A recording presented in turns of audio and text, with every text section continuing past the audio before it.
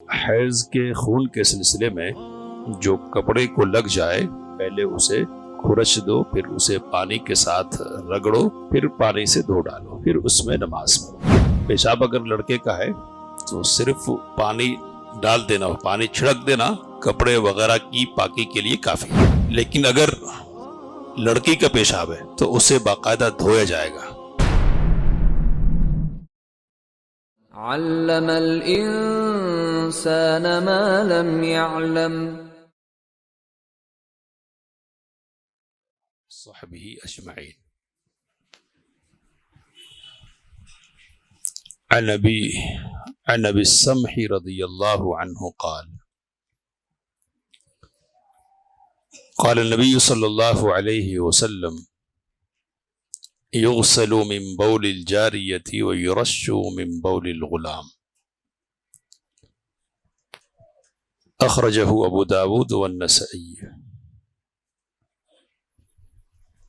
وعن اسماء بنت ابی بکر رضی اللہ عنہما ان النبی صلی اللہ علیہ وسلم قال في دم الحيض يصيب الثوب تحته ثم تقرصه بالماء ثم تنضحه ثم تصلي فيه، متفق عليه۔ وعن ابي هريرة رضي الله عنه قال قالت خولة يا رسول الله فإن لم يذهب الدم قال يكفيك الماء ولا يضرك أثره، أخرجه الترمذي وسنده ضعیف۔ حضرت ابو السمح سے روایت ہے کہ نبی صلی اللہ علیہ وسلم نے ارشاد فرمایا کہ لڑکی کے پیشاب کی وجہ سے دھویا جائے گا اور لڑکے کے پیشاب کی وجہ سے پانی چھڑکا جائے گا۔ اسے ابو داود اور نسائی نے روایت کیا ہے۔ سیدہ اسماء بنت ابی بکر رضی اللہ تعالی عنہما سے روایت ہے کہ نبی صلی اللہ علیہ وسلم نے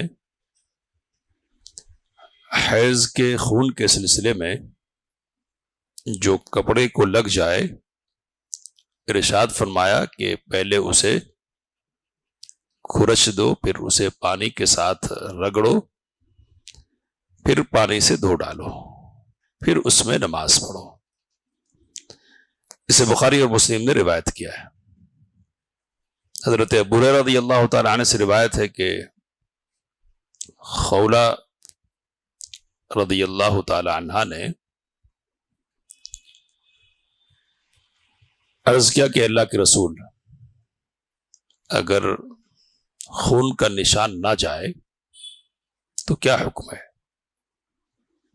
تو آپ صلی اللہ علیہ وسلم نے فرمایا کہ تمہارے لیے پانی سے دھو دینا کافی ہے، اس کا نشان تمہیں نقصان نہیں پہنچائے گا۔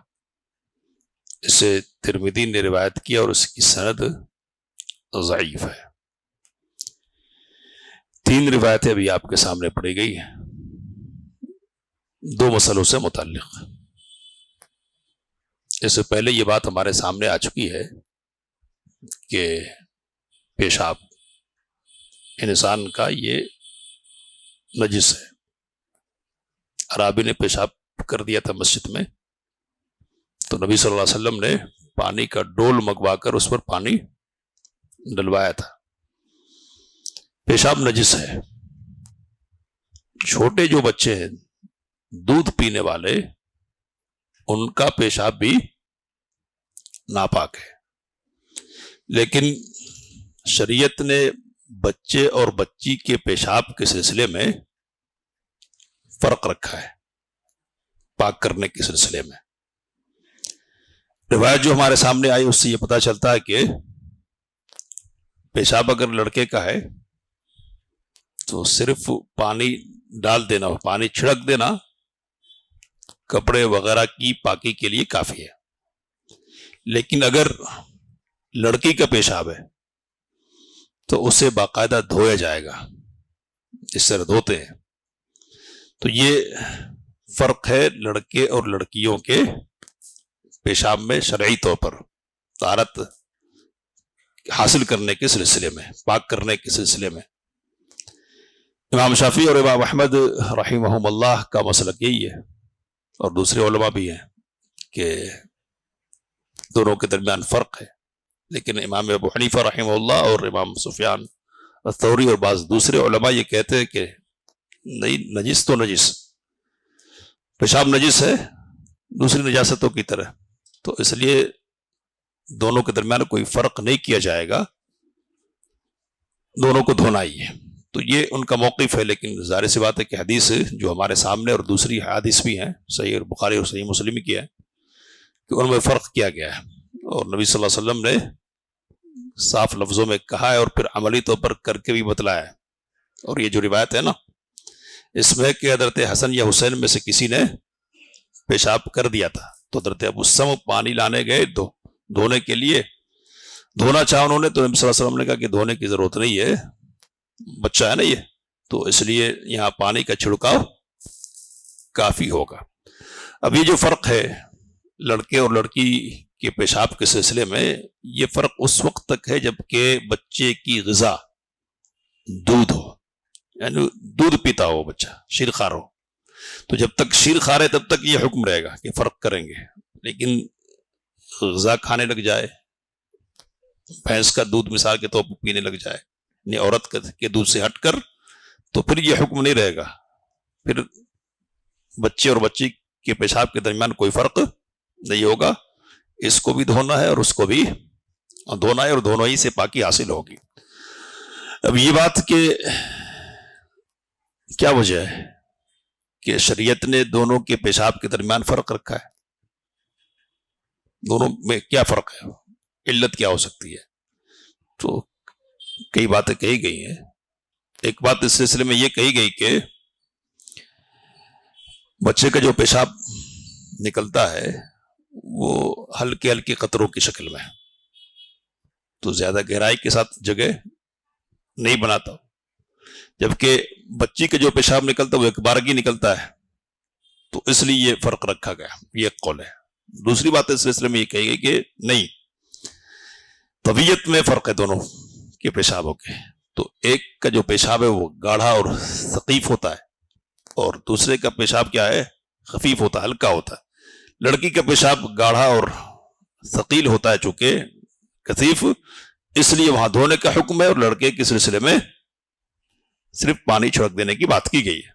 ایک اور قول جو زیادہ بہتر ہے وہ یہ کہ اللہ تعالیٰ نے انسان کی فطرت ایسی بنائی ہے کہ لڑکے کی طرف اس کا میلان ہوتا ہے، اس کو چھونے، گود میں اٹھانے، لینے وغیرہ کے معاملات لڑکی کے بالمقابل زیادہ ہوتا ہے۔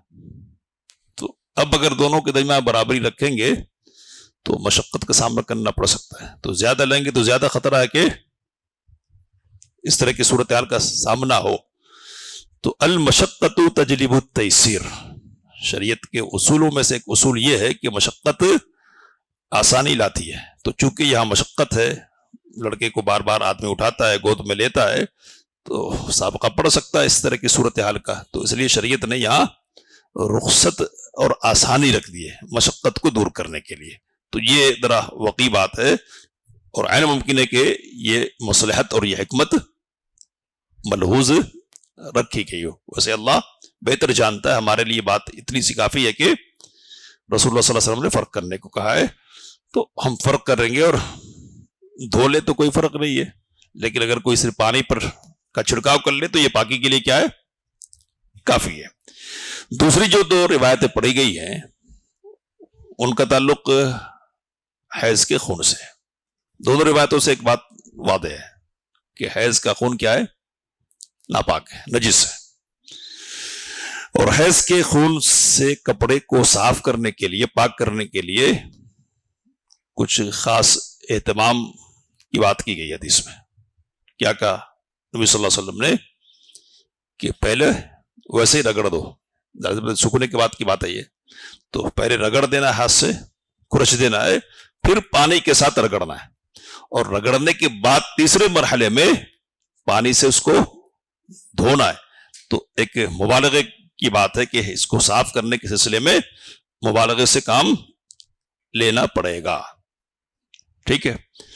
اب دھو دیا، کپڑے میں دھونے کے بعد بھی نشان رہ سکتا ہے، تو اس کا کیا حکم ہے؟ تو صحابیہ نے پوچھا، خولہ بنت یسار رضی اللہ تعالی عنہا نے، تو نبی کریم صلی اللہ علیہ وسلم نے کہا کہ یکفیک الماء، پانی بہا دینا، پانی سے دھو دینا تمہارے لیے کافی ہے.